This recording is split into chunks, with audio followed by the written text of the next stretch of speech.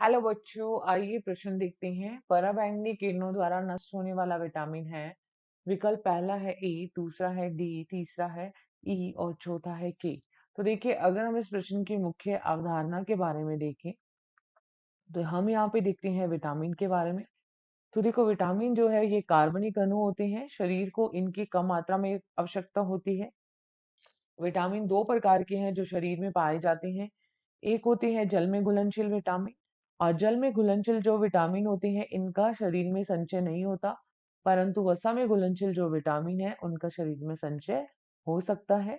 जल में घुलनशील विटामिन में आते हैं विटामिन बी व सी, जबकि वसा में घुलनशील विटामिन में आते हैं ए, डी, ई व के विटामिन।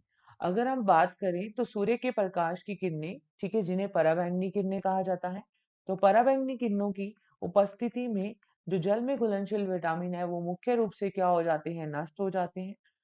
तो अगर हम देखें पराबैंगनी किरणों से विटामिन बी व सी मुख्य रूप से नष्ट हो जाते हैं, परंतु जल में घुलनशील विटामिन भी पराबैंगनी किरणों से प्रभावित होते हैं।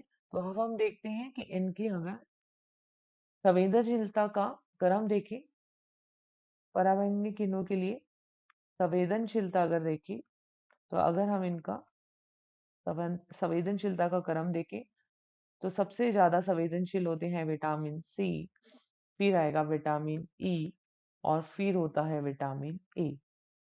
अब देखो, विकल्प में हमें विटामिन बी और सी नहीं दिया गया है, तो सबसे अधिक संवेदनशील कौन सा होगा, विटामिन ई।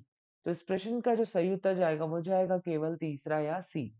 आशा करते हैं आपको इस प्रश्न का उत्तर समझ में आया होगा। धन्यवाद।